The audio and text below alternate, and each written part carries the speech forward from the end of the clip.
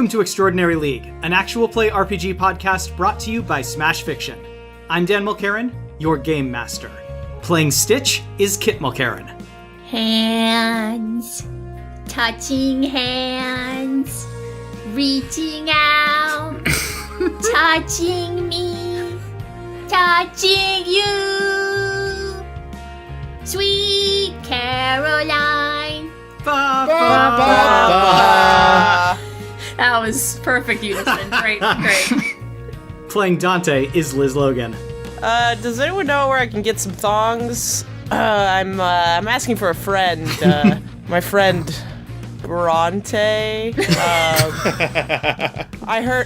He heard that they're very aerodynamic and don't show any underwear lines. I don't know. You guys heard of them?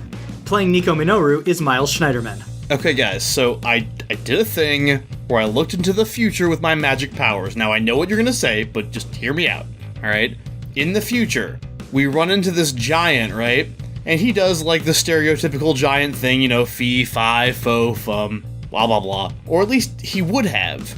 But by the second syllable, his voice became so loud that it destroyed the very concept of an entire shade of the color blue. You could even say that his Phyrexia. Wow. I'm quitting. Bye. That was really good. I'm not sure what I'm more impressed by, the simplicity or the elegance. Or the correct pronunciation of cyan.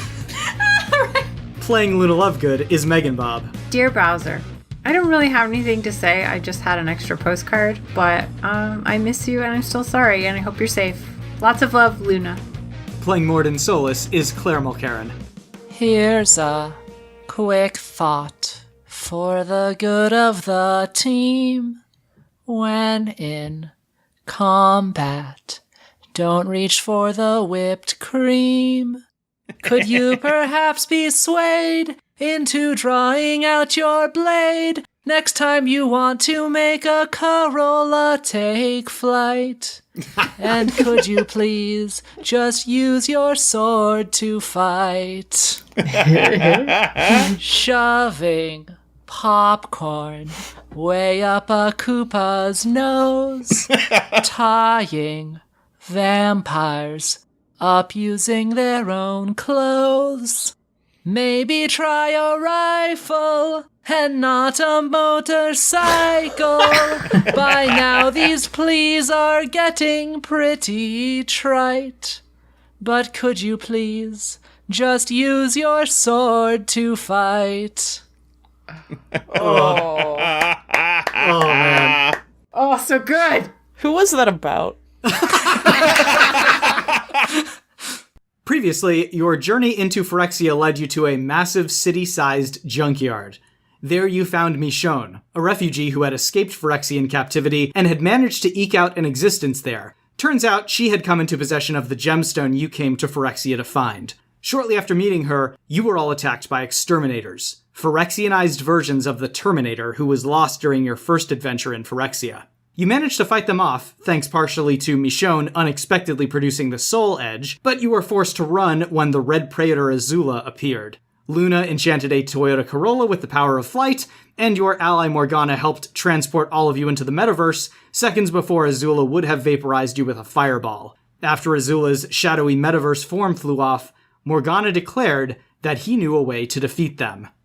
So I will let you guys decide where this episode should open. You tell me where you went to immediately after you escaped Azula. It should be somewhere nearby, possibly still within the junkyard or a short distance outside of it. Maybe you found a safe-looking rooftop or an empty building or an empty area of a building. You should also say whether or not you're in actual physical Phyrexia or if you are sticking with the metaverse for now.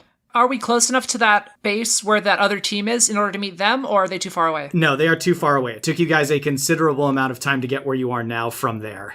I feel like Stitch would probably just drive it for a while until he felt like he could land it safely. Okay, I will point out Luna is controlling it. Well, Stitch is moving the wheel, so I'm letting Stitch play with the wheel and then also make honk noises.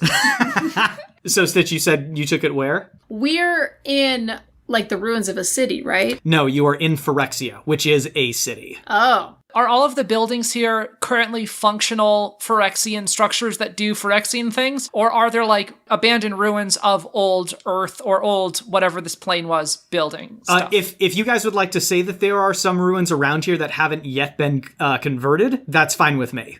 All right, abandoned high school gymnasium with like the wood paneled floor. Okay, and a bunch sure. of basketball hoops. Oh shit, are we gonna meet Phyrexian Teen Wolf? We're gonna drive through the window and then kind of clunk along the bleachers and then land on the floor. You guys have set the Corolla down and sort of piled out of it, convinced that, at least for the time being, you seem to be out of sight of the Phyrexians in general and Azula in particular, which is, the biggest and most immediate concern that you guys have right now. Michonne looks around at your surroundings as you all pile out and then says to all of you in general, but to no one in particular, I managed to avoid the Phyrexians for the better part of a year, but 5 minutes after you guys show up, my damn house gets blown up. We're gonna get you a new house. A better house. I mean, I'm definitely gonna keep you to that promise. What exactly is this weird place that your kitty friend took us to? From what I've gathered, it's a parallel dimension that seems shaped on some level by the subconscious thoughts of the people on this side. Sort of a symbolic dream world. I walk off and start shooting hoops. Morgana had this look of pride on his face when Mordin was more or less accurately describing the metaverse, but now that that's over, his look turns to seriousness, and he looks at Mordin and says, Mordin, you said before that the cure you developed would change an infected person back into their original self, but that they would stay brainwashed, right? That's correct. Okay, so hear me out. The metaverse is shaped by the cognitions and the perceptions of the real world, but it's not just a one-way street. If you can make the right kind of change to a shadow in the metaverse, it'll ripple back to affect the real world. When we jumped into the metaverse to escape Azula, I caught a glimpse of her shadow self. It had a weird kind of parasite creature attached to her head. I think that parasite represents her Phyrexian programming. And I would bet that every other Praetor in Phyrexia has the same thing on their shadow form. If we can find one of these Praetor shadows in the metaverse and destroy that parasite, it might disrupt their Phyrexian programming. And then, if Mordin can hit them with the cure in the real world, no more Praetor. Okay. If we just destroyed the parasite, would they revert mentally but not physically, or do you think both parts would be necessary?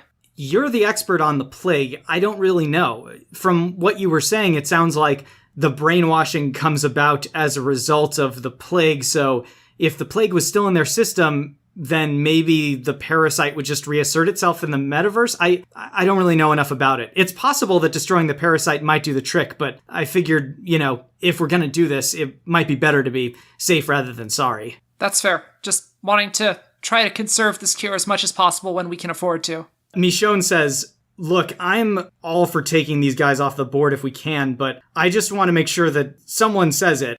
We also want to get out of here, and that means a lot of running around through Phyrexia first. We may want to hang on to this last cure we have just in case someone gets infected on the way out. We don't even know if this cure works. It'll work on the physical parts. I've tested it. Right, but on the physical parts. There's a mental component to this too. Correct. Feel free to critique that, but please do not critique my cure. Your cure is mostly untested, especially against the Praetor. What about the Green Praetor? What about it? We encountered it previously on Nexus City, and it was large and Hard to throw. Very hard to throw. I'm all for changing Azula, but I don't know how much good there was in her before. But if that creature could be changed, I mean, that could cause, if we can only change one thing, and we're trying to deal the maximum amount of damage to Phyrexia as possible, that's an option. Is the Green Praetor even here? They said it was. The other League Cell said they've seen blue, green, and red.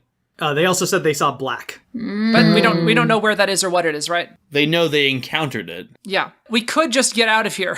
Where's the nearest extraction point? Consulting the DDC, the nearest extraction point is the one that you guys used to get here, which is a good distance back in the direction of Beatrix's cell. And up in pretty the air. far up, as I Yes, recall. and also up in the air. Well, we do have the car now, so. We have a flying car. That's true. Morgana says, we can't beat Phyrexia if we keep playing it safe. We can try to keep to the metaverse to make sure we minimize our chances of infection and only come out when we need to deliver the cure to the Praetor. I think this will work, but I'm not the one in charge here, so it's up to you all if you want to play it safe or if you want to try to take out a Praetor. I don't think we can wait. I think like we challenges. have to do it. Look, I think that it's definitely worth it to make the play if there's a play to be made, but for the record, we're operating on a disturbing dearth of information here. We don't even really know what Praetors are, or if they can be remade. If it doesn't work, we've outrun a couple Praetors a couple times before, so we could just do that, right? As Mordin says, we gotta run more diagnostics, so let's do it. Alright. Do we want to talk about what we know about the Praetors so far? The ones that we know of? I read some of the reports from the Morningstar job that was pulled off by Elijah Snow and the people that he brought with him on that mission. They said they encountered the Blue Praetor of Phyrexia, a man named Lex Luthor, who was apparently some sort of businessman or inventor or something in his own world that he was very rich, some sort of genius, and can transform into a mechanical spider with some sort of psychic power-stealing abilities. It sounds pretty scary. And as we know, we encountered that enormous dinosaur creature when we were in Nexus City. That was the Green Praetor. And then we've also met Azula, who is the Red Praetor. Oh, we also know that the Black Praetor exists somewhere on this plane, but we don't know anything else about it or where to find it. Do we need to find it? Not necessarily, but we should probably find one of them. What are your thoughts? Stitch, picks up the upper half of the Terminator that he brought with him, eyes the hoop on the other side of the court, and runs up, shoots it, perfect half-court shot, and Stitch coolly turns back around at the group and is like, you know me. Michonne says, well, look, I'm still not convinced that this is a great idea, but if you're thinking about doing it, the Phyrexians, from what I can tell, don't really seem to have a hive mind or anything, so they receive their marching orders from exarchs, who run a ceremony which is kind of like a combination between a religious mass and a military briefing, and I think that they would probably have the knowledge as to where exactly the Praetors are. So if you could find one of those, you could probably either get the information from him or potentially find some piece of information in or around them that would tell you where to look. All right, kidnapping an exarch, I like it. Would the best way to do that be to wait for one of these masses and hide out on the edge of one, and then when it disperses and the exarch's going back, tail them for a while before we jump them? That's a possibility. They have these cathedrals that they set up. There's one that's actually not too terribly far from here. I can show you where it is. The masses tend to involve a lot of Phyrexians, but I think the exarchs are always in or around the cathedral, even when there's no mass involved, so maybe waiting after one of them would be the way to go. Is it knowledge that they have on paper, or is it knowledge that is in their heads? Your guess is as good as mine. I haven't infiltrated it deep enough. I just know that they're the ones that the other Phyrexians go to for information. I'll go undercover. I'm very curious. What will you go undercover as? I haven't thought that far yet. Actually, this is probably a waste, but what if I used Devil Trigger? What's that? What is that? I turn into a demon, and I start to look very scary, and I feel like I could really blend in with the aesthetics of our fellow Phyrexian not friends. I don't know, guys. What up? Do you think you can absolutely make sure you don't touch any of them? They seem like they're very infectious. And you do tend to touch people sometimes. Yeah, okay, never mind. Phyrexians don't ask consent. No, I can't they handle don't. that, so yeah, never mind. Sorry, guys, I tried. I pick up the Terminator body and do my own half-court shot. Yeah, fuck you, Stitch. Do we want to play a quick game of Terminator throwing and then go to the cathedral and see what we can do? That works, but do we want to decide now which Praetor we're going after? The red one, obviously. I don't know. I think Red's my favorite it's a balance color. between which one we think we can change and which one is the most dangerous, because if this is our shot to do it and we mess it up, then, you know, we may never get a chance again. I mean, I think they're all dangerous in just sort of different ways. If we're trying to, turn someone with a sentient mind into an ally of ours, then Azula or Lex Luthor would be good ones to choose. But I'm not even sure what kind of people they were to begin with. part of me thinks that maybe just the one that seems like it's a wild animal is the best way to go. Well, I like animals, so I feel good about the green one, but I can see how other people might feel differently about it. Lace does this little, little snort at that, grabs the Terminator's head, rips it off, and then runs up to the basket as a perfect dunk. God. Luna just applauds wildly. There are two very different plots going on in this scene. Mordin uses Incinerate on the basketball hoop in order to destroy it so that the game stops. But, Well, good thing you miss. But he misses, so yes. I think we should just go to the cathedral, and we have to kidnap one of these guys and ask them where a Praetor is, right? So it's going to depend on which Praetors they know about anyway. Am I right about that? I suppose. Will somewhat based on the knowledge they have, but also, I guess, just be thinking about it on the way. Okay. Does anybody need to use the bathroom before we get back in the Corolla? My suit takes care of that for me. Oh. Ew. I never thought about it. That sounds Playing really Mass Effect. handy. So I'll make clear, Dan, once again to the listeners as well as yourself that I am, as always, shielded in Phyrexia. Probably a smart idea. Stitch runs to the driver's seat. You guys slip back into the metaverse. Michonne is able to tell you all where this cathedral is. It sounds like it's several blocks away. I take it you probably head straight in that direction? Yeah. Okay. Can I ask a quick question? Sure. Yeah. What does the Corolla look like in the metaverse? Oh, it's the Corolla because you guys just took it directly over. Oh, okay. Yeah. Oh, I don't know. I was You're not hoping it you're not looked riding in the some- shadow version of the Corolla. You're riding in the actual version of the Corolla. Oh, okay. Yeah. I mean, you can, decorate it a little if you want or something. Absolutely. Put some red paisley on that bad boy. Yay! Hell yeah. It is. It's got some, fins on it now. How about a lightning bolt? Oh, absolutely. Yeah, big Alright. lightning bolt on where the hood would have been. Yeah, it makes it go faster. Those go wait. faster lightning bolts. Oh wait, no, that's fire. Put fire on it. I thought it just had to be red. Anything red goes faster. Put red fire and red lightning bolts on the red paisley. This car now looks so hideous, and it's such a mishmash because Luna keeps going, well, I want to accommodate all of these ideas. It's like the three fairies from Sleeping Beauty, but just Luna. Yes. Being indecisive.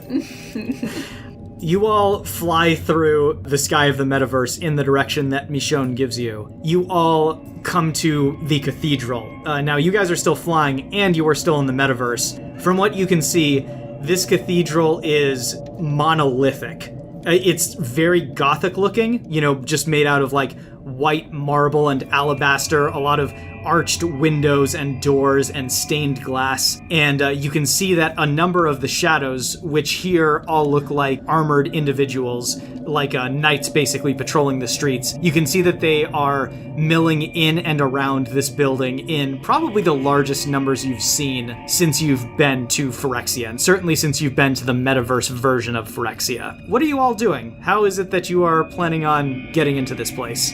Okay, so we're hidden away right now? Are we on top of something? Well, so I was imagining you guys are sort of up in the air or on the rooftop of a nearby building, but keeping yourselves relatively concealed from the Phyrexians that are on the ground, on the walls, and in the air. We're probably on a nearby roof, out of the metaverse, back in the real world. And I imagine that if Mordin has his way, he's just going to want to watch the building for maybe an hour or so and just watch troop movements and stuff like Sure. that, and look for openings in their patrols and look for entrances, windows, that kind of thing. When you're in the real world, the building looks different, as they often do. Okay. The cathedral in actual physical Phyrexia is a pentagonal building constructed of either gold or a gold-colored metal. The architecture is suggestive of some sort of medieval fortress more than an actual cathedral. There's 5 towers that are rising up from it, one from each corner, and each has a single large round window staring out like a dark eye. And many of the building surfaces feature hooks and spines twisting outward.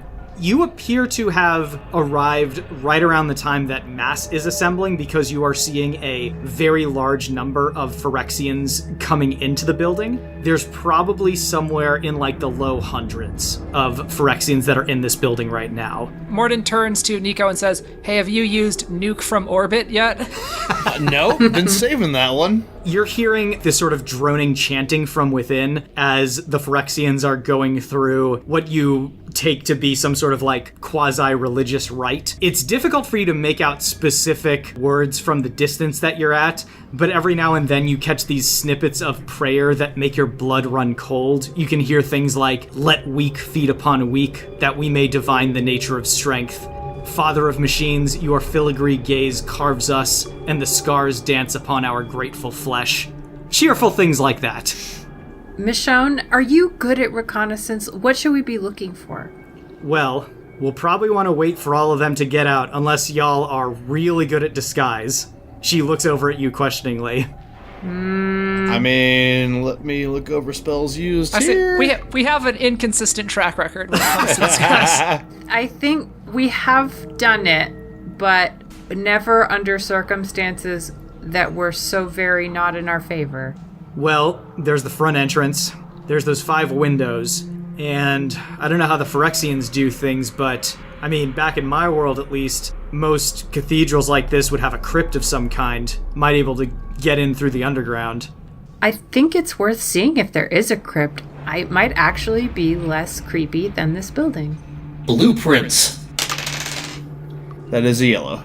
Yeah, so there's like a set of maps of varying size and levels of detail that show very clearly the interior of this cathedral that you are looking at. So I look over those. Can I find an obvious, like, way in? Like, would that be a reason check? I'm not that great at it, but... You've already made your roll as far as I'm concerned. So I will say you can see that there is indeed a crypt that looks like it's probably accessible through the sewers. Okay. You're seeing, obviously the front door, the windows. You're actually seeing a couple of side and rear entrances. And if you, Miles, want to say that, like, there's something in particular, you got a yellow, you can pitch me an idea and I will more than likely be okay with it. This dude is a big deal, right? Yeah, the Exarch sound like he's some kind of, like, high priest / general. So probably not a small deal. So, looking at the blueprints, is there any way that I could find, like, kind of like the fucking Death Star plans, like, oh shit, if we go through the sewers here, come up here, we get into this room, which looks like it might be where we'd find, like, might be like either like a master bedroom or like a great hall or some shit. You got a yellow, so I will say you're looking at the map. You find the crypt, and you find a stairway that leads up from it to the ground level. And what you find is that the stairs actually completely circumvent the main nave of the cathedral, like the area where everyone would gather for worship, and it actually leads into the back rooms. And the back rooms are not a very large area. At least one of these areas is almost certainly where the Exarch would hang out, either as like an office or a bedroom or something. So it won't lead you directly into his room, but it will bypass the vast majority of other Phyrexians that are in the building. Okay, I'll take that. And is there a way into the sewers that's nearby? Yes, there are enough nearby sewer entrances that you guys should be able to locate one with minimal difficulty. Does that sound like a good plan to everybody? It does, but before we do this, what's our contingency plan if we get found out? Because if we get found out, all of the Phyrexians in the area are going to descend on us very quickly, and we need to know what we're going to do if we get walled in from all sides and, like, our ways of escape are getting cut off, that kind of thing. Like, how are we getting out of here? Portal gun? That is a great idea. That is a great idea. You know what I'm going to do? Orange portal on the roof right here. Okay. Love if it. things go bad, I'm going to make a blue portal so we can escape. Sounds Love good. it. And hopefully they don't see the orange portal and wait for us. They won't know what it is. Put a tarp over it. Maybe we should also be in disguise? It can't hurt, but I mean, I don't know if we're going to fool anybody. Yeah, I don't know if we smell like gasoline enough. I don't know if they communicate by smell. Maybe they're like bees. There is a Toyota Corolla here with a tank if we wanted to get some gasoline. But, I don't think pouring gasoline all over ourselves before we go into battle is like a great tactic. Stitch has already begun pouring gasoline all over. They'll smell us a mile away. Stitch is fireproof, so he'll be okay if something goes wrong and he Okay. gets lit on fire, but I don't know about the rest of us. And he's doing his best Phyrexian impression. All will be one. I think we should go via the metaverse to into the sewer. I do not want to try and walk on the street around here with this many Phyrexians.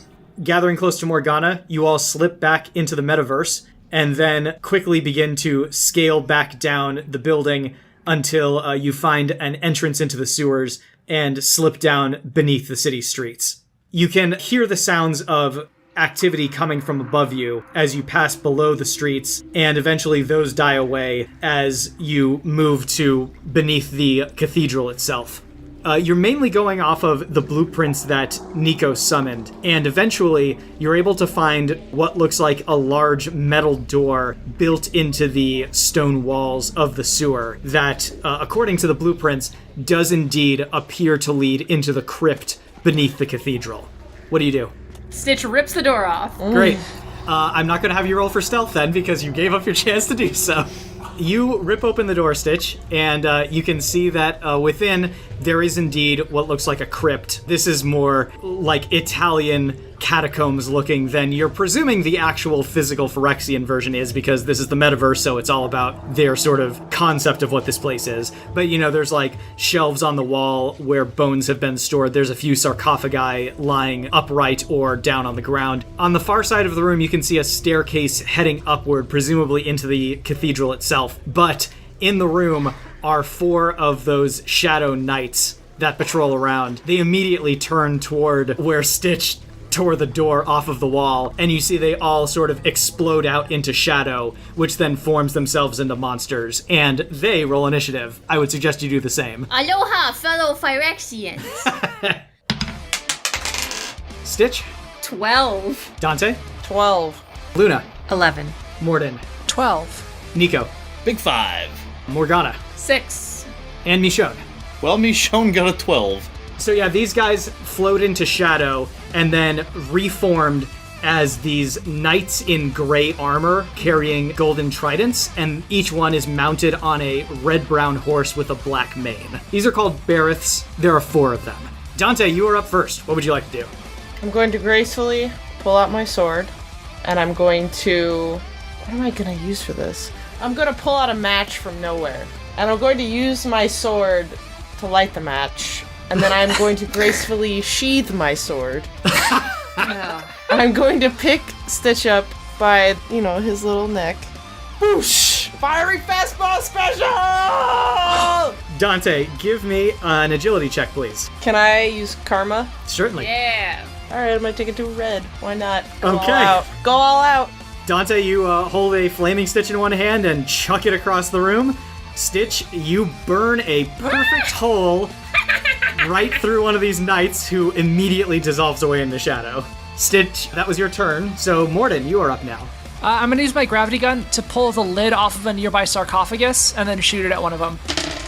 Oh yeah, now that's a white. Good. Following in the tradition of Incinerate, the coffin lid goes flying wide. Mordin takes a little time to warm up sometimes Sure. in a fight. He's got to... It is Michonne's turn. Alright, I think she's gonna draw the soul edge and just attack hand to hand. That is a green. Michonne leaps forward with the soul edge raised and slashes through one of the knights, cutting it in half. It dissolves away into shadow. Luna, it is your turn. Venusaur, I choose you. Nice. You toss your Pokeball out, it pops open, and Venusaur arrives on the scene. I'm sorry, there's no sunshine. Luna, when Venusaur is out, either you can act or Venusaur can act. So let me know which one of you is going to act and what you are going to do. Venusaur, use sleep powder. And both these guys are in the same area, so they are both being affected by sleep powder. Venusaur lets loose a torrent of spores that drift over the 2 knights. One of them suddenly slumps over on his horse, asleep. The other one manages to stay awake. And that brings us to Morgana. Morgana's gonna start to shine, and he says, "Come forth, my other self, Zorro!" And the ghostly Zorro appears behind him, holding his sword sort of vertically against his face, and does a Z motion at the Barith. Oh, you try so hard, little boy. Nope, that is a miss. And once again, Morgana misses. No, you did really good. It's hard to fight people. His cheeks are like cherry red at this point. Aww. Nico, what would you like to do? So I wanted to point my staff at the flying sarcophagus lid and say boomerang. I'm hoping that if I roll well enough, it's actually going to trap the guy in the sarcophagus. That was not well enough. That was a white. Okay, the lid comes flying back and hits Mordin instead. Oh no! Yeah. Oh shit! Sorry, Mordin! We are so good at this. Mordin, you take 30 damage. Shield is barely hanging on, but it's still there. It is the Barith's turn. One of them is going to lunge forward. I'm going to say he's going to go for Morgana and lashes out with a cleave attack. He hits Morgana straight on and deals 15 damage to him. The other Bareth continues to sleep. And we are back to the top with Dante. What's around me? Jesus. You know, your sword is very close. It's extremely close. Yeah, it's right on you. Where is the sarcophagus lid? Right in front of Mordin. I want to go over to it, pick it up like I'm in like a strongman CrossFit like tire lifting situation, and lift it onto one of the guys. Oh boy, that's a white. Wow. Boy, this coffin lid is 0 for 3 in terms of actually hitting the enemy that you guys want it to. How'd you guys die in Phyrexia? Well, see, what happened was... Dante, I'm gonna say you lift it poorly, and you end up spending the round just like with your hand on your lower back. Stitch, you are on the far side of the room. It is your turn. You are still on fire. He's gonna fucking jump on the nearest Bareth and just give him a good hug. Good old fiery, grapple-y hug. Oh, that's a raid. You go charging into the sleeping one and take him completely out. You, tackle him off of his horse, and both he and his horse dissolve into shadow before they hit the ground. Stitch still a little fiery comet. Mordin, it is your turn.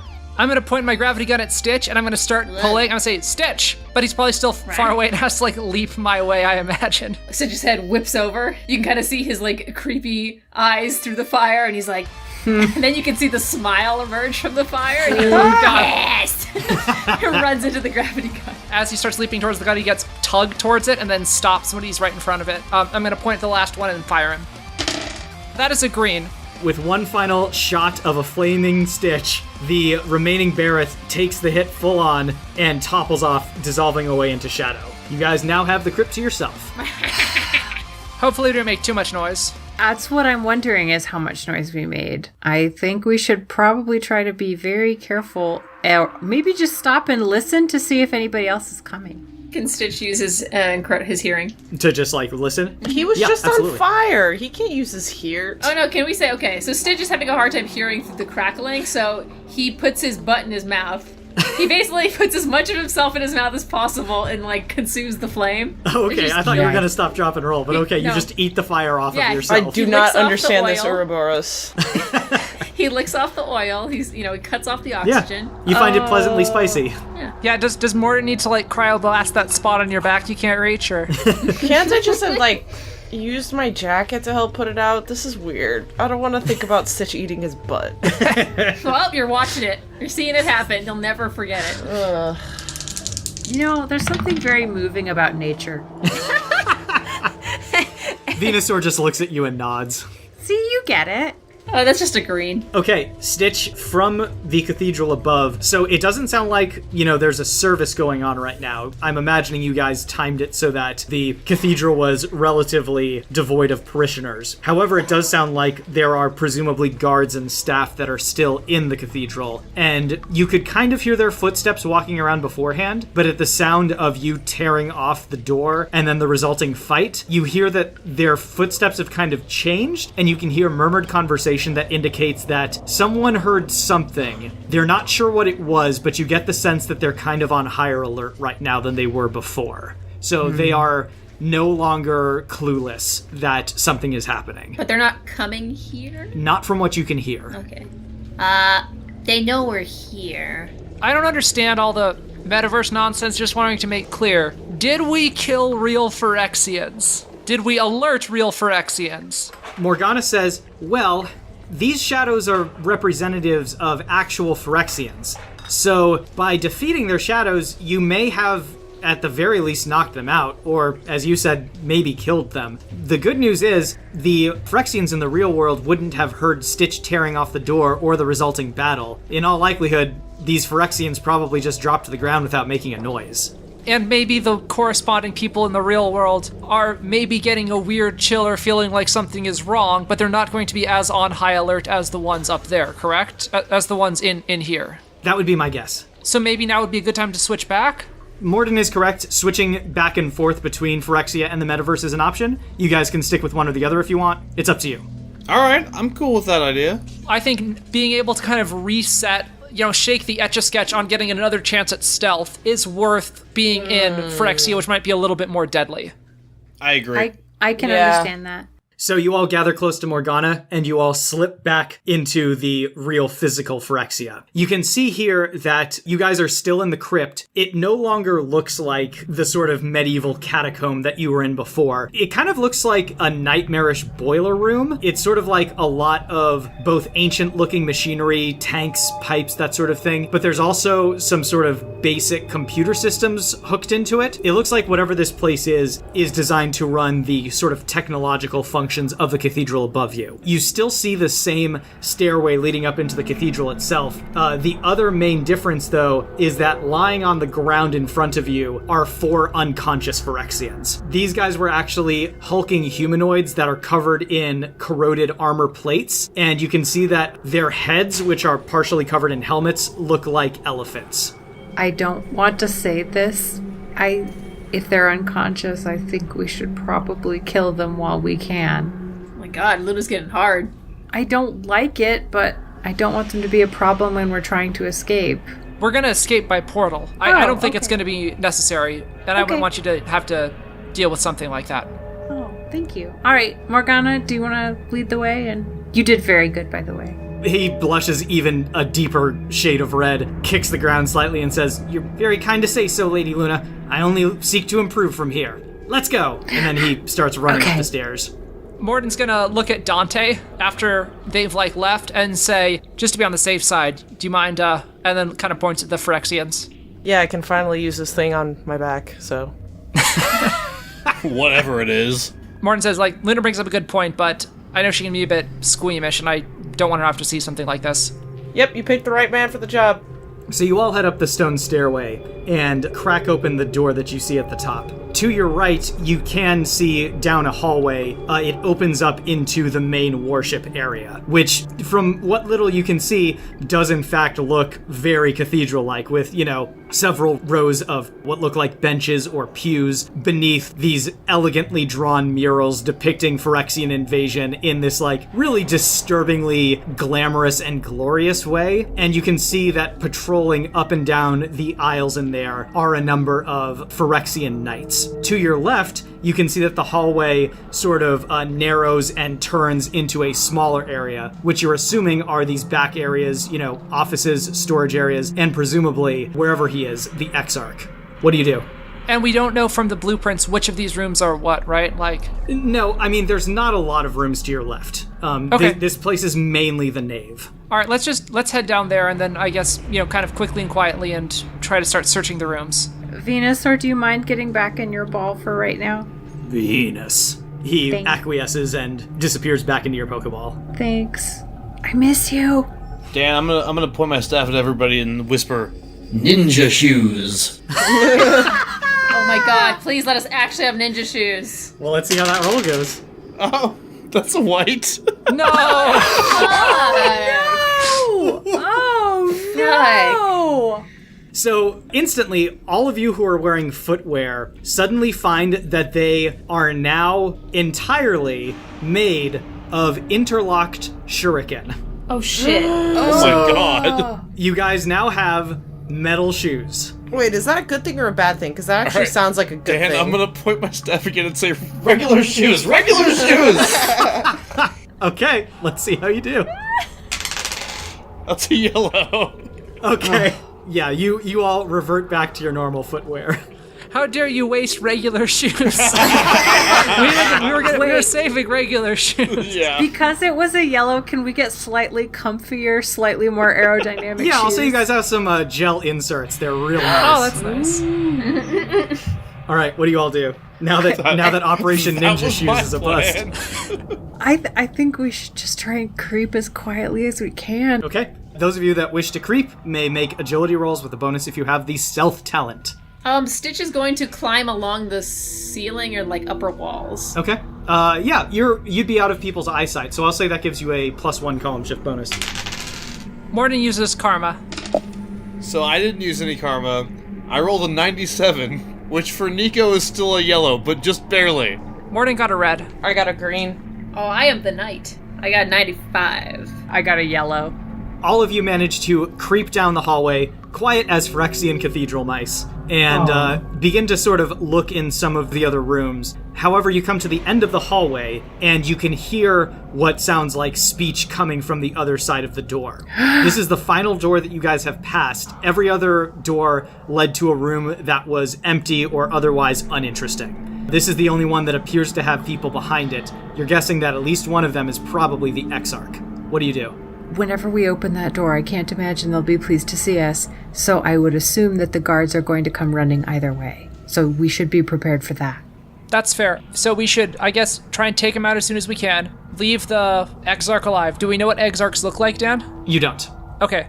If one of them looks sort of big and important, leave that one alive. If you can't tell, we'll try to, incapacitate them but keep them alive. And then I'm going to make a portal, and then we can get out of there, all right? But we're going to try and do this as quickly as we can. Where's the gasoline? We don't need gasoline. Okay. The gasoline just worked really well. Okay, fine. What if we want gasoline? Stitch opens the door by All right. ripping it off and then throwing it into the room. All right. Let's roll initiative. 4 for Stitch. 9. Also 9. 6. I also got 9. Morgana 9. and Michonne. She got a 6. Stitch tears the door off. You guys see inside some small chambers. There are bookshelves on the wall that appear to contain what look like scroll cases. There are also several scroll cases on a large, dark metal desk in the center of the room. Standing on either side of the desk, closer to the door, so closer to you guys, are a pair of Phyrexians that you guys had encountered back in Jurassic Park. These are called Blinding Soul Eaters. You. To remind you, they are humanoid, but their shape is grotesque and out of proportion, larger in some places, smaller in others. Its head features a dramatic helmet in the shape of a triangle, split vertically. There's a hole glowing with white light that yawns open between the bottom of its nose to where its collarbone would be, which gives the impression of an immense and perpetually open mouth. And then, standing behind the desk, so further away from you, is a hunchbacked figure encased in tarnished bronze armor. Its head consists entirely of a very large skeletal mouth. Its right arm is large and strong-looking, but on the left side are 2 smaller arms, one of which is gripping a tall, curved staff. And, if you would like a picture of that, just search for Inquisitor Exarch. Mordin, you are up first. I'm going to neural shock the Inquisitor Exarch. The Exarch doesn't even fully register your presence before he drops on the ground, twitching, completely stunned by your attack. Nico, what would you like to do? I'm gonna point my staff at one of them and the witch arm at the other. I'm gonna say double tap, with the intent of shooting each one, essentially with the equivalent of a magical shotgun blast. Let's see how those dice are treating you tonight. They've been inconsistent. Oh god. Wait, hold on. That what's a word? Well, that's a 0, but it's the 1's die. Oh, and that's also a 0. Okay. Oh, nice. Yes. So yeah, you let loose a gigantic blast of magical energy, one from your staff, one from your hand, and they both go staggering back several steps. They're both up, but they are smoking with the impact. Luna, what would you like to do? I am going to cast Petrificus Totalis. And I got a green. And that one completely locks up and then falls to the ground like as straight and flat as a board. Morgana's turn, and he is looking to prove himself. Nope. You could do it! Zoro! He tries again. Zoro appears, does the Z, and we'll see what happens. All right. Yellow!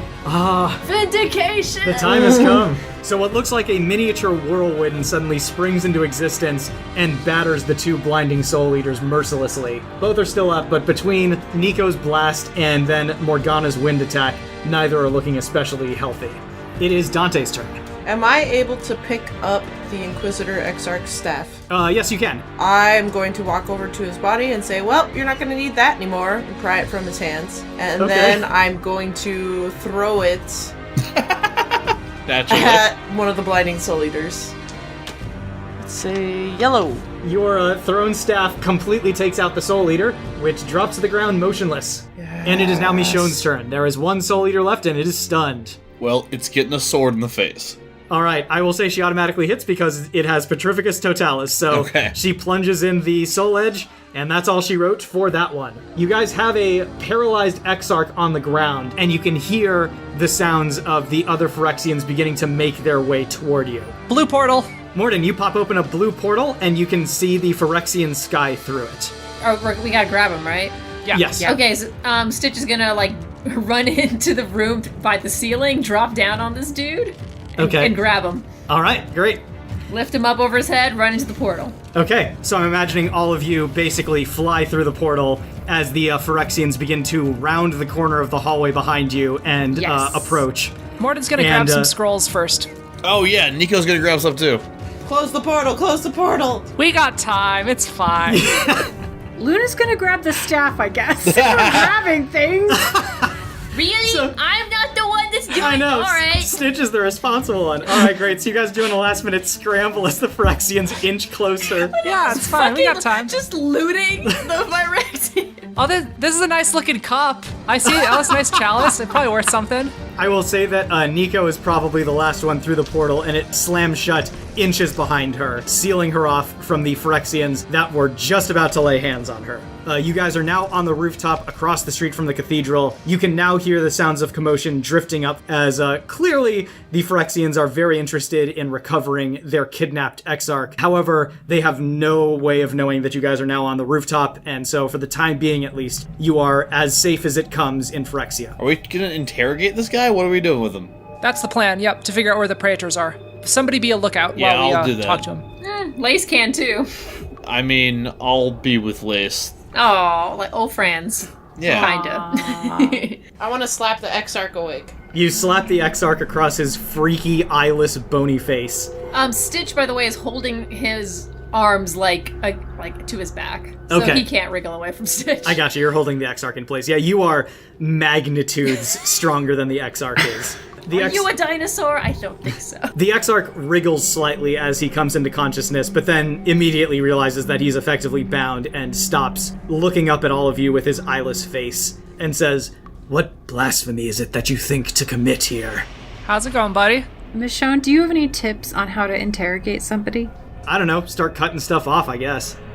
Okay, so that's the advice that we're receiving at this point. I am going to start low and say, I think you should probably cooperate. What is it exactly that you wish to know? Surely you fools are heading straight into your own destruction if you seek to oppose Phyrexia. Yeah, we do. So if you wanna, speed up the process, you know who'd probably be the best at destroying us? Probably like a Praetor or something? Do you know where any of those are? I think that'd be the most efficient way for us to get destroyed by Phyrexia's greatness. What do you think about that? The Exarch has been speaking in the Phyrexian tongue this whole time, which all of you understand because you were implanted with Phyrexian translators. The effect, though, is that you're not 100% sure that he understood what you just said, Mordin, but then he throws back his head and begins to laugh. You seek to find the Praetors. Oh, you seek to hasten your destruction most. Yeah, I just said that. Let's speed up our destruction. Tell us where Praetor is so we can get this over with. Very well. Which Praetor do you seek? What do you know about the Black Praetor? The Eternal? Sure. That's such a lame nickname. The Eternal makes his home in the Vault of Whispers. Oh, jeez. And what can you tell us about the Eternal? The Eternal is a being which Phyrexia took into itself. It was decaying flesh and ancient magic and hatred, Oh, son of a bitch. and we have focused him into a razor's edge that we use against his enemies. He changes shape. He still channels the power of his ancient dead gods. Yeah, he But now he does. does so for Phyrexia. Which Praetor would you say is your favorite Praetor?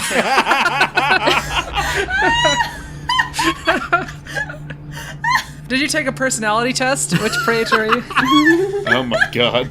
No, I'm very serious. Which Praetor would you say is your favorite Praetor? Luna, why don't you make a psyche check? I'm very curious. I wasn't going to have you guys make any rolls for this interrogation, but now I'm real curious. Okay, you know what? I'm going to say karma because I'm very curious. God. Well, we all have our priorities. Okay, I got a red. All Praetors are equal in the sight of the Father of Machines, and all serve his will in different ways. But I do find myself rather partial to the Grand Inquisitor, Oh? Can you tell me about your favorite? the Praetor of the White. He is currently not on this plane now. He is at the forefront of Phyrexia's latest grand invasion. The invasion which will lead to our ultimate domination of the multiverse. And where are they invading? A distant plane. I am not privy to know the name of such a place nor its location. All I know is that once the Father of Machines' plan has come to fruition upon this plane, the multiverse itself will bow before Phyrexia, as it should be. The Father of Machines, is that the White Praetor or is that someone different? No. The Father of Machines is the one that the Praetors, that we all serve. He moves across the seas of shard and bone and rust. We exalt him in life, in death, and in between. Do you wish that Praetor noticed you?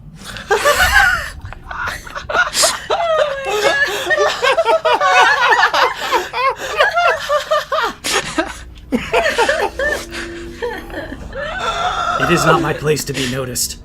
I am but an exarch. He is much more elevated than I am, and I serve him by doing my duty to all of Phyrexia. Oh my god!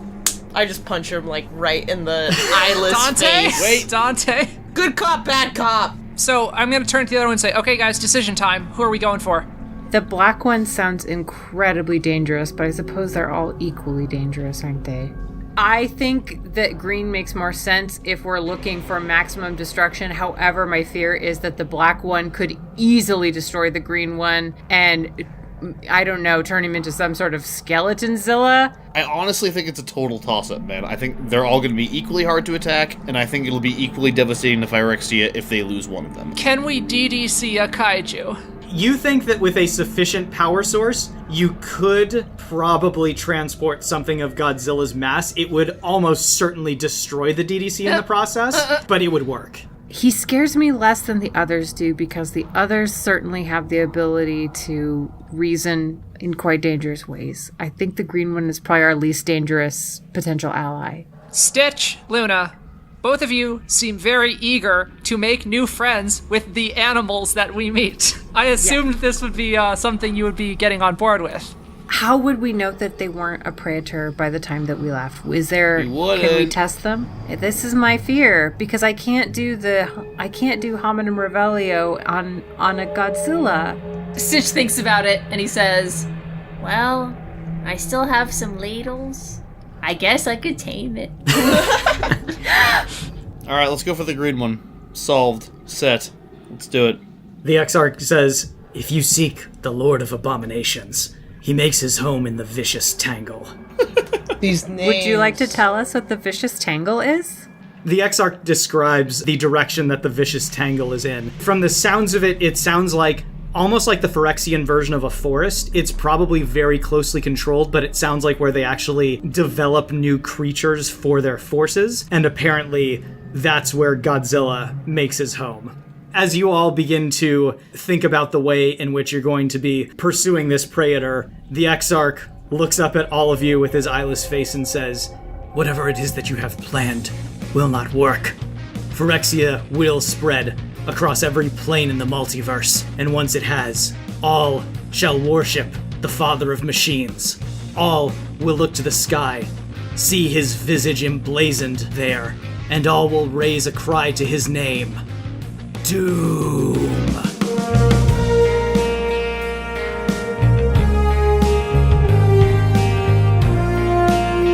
Extraordinary League is produced by Dan Mulkerin, with logo design by Claire Mulkerin. Special thanks to Kevin McLeod at Incompetech.com for our theme song, Motherload, and to TabletopAudio.com for our background music and ambient sound effects. You can find us on Twitter at SmashFic Podcast and search for the Smash Fiction Podcast on Facebook, Tumblr, and YouTube. Subscribe on Apple Podcasts or your podcatcher of choice, and if you leave us a good review, we shall become more powerful than you can possibly imagine. Smash Fiction is made possible thanks to our supporters on Patreon at patreon.com/smashfictionpodcast. Please consider donating as little as $1 each month. It helps us keep the show going, and we have great rewards and extra content for those who help us out. If you have any suggestions, feedback, or other contributions, send them to us at smashfictionpodcast@gmail.com and help us continue the fight.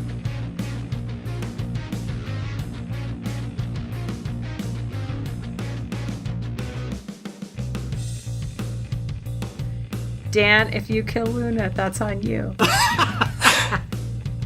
You heartless monster. Actually, it's going to be on How us. am I gonna kill you guys if you don't tell me what you're gonna do? I mean, That's a good This is point. true. That's a That's good on you. point. You guys, we should really just sit here until this game is over. That's the safest option. we'll get the Phyrexians with the heat death of the universe. We're just here to witness it. That's what we are now. What if I used my staff and I said heat death of the universe? You know, there are times whenever that seems like a very effective way to handle it. I mean, look, if it gets rid of Trump, am I right? Oh, you know, okay. Fair At enough, this fair point, enough. a sea of entropy does sound kind of preferable. A nice warm sea of entropy that you can just slip into. Go, Oh, it's so nice. Oh, so warm. Oh, and then you get that first like shiver when you touch it. You're like, oh, entropy. Can we DDC a kaiju? You wouldn't download a kaiju. Fucking Wanda won't stop me. Oh my It's like, God. fuck you, NSA. I'm downloading all the kaiju. Where's NSA. LimeWire? I'm gonna get me a kaiju right now.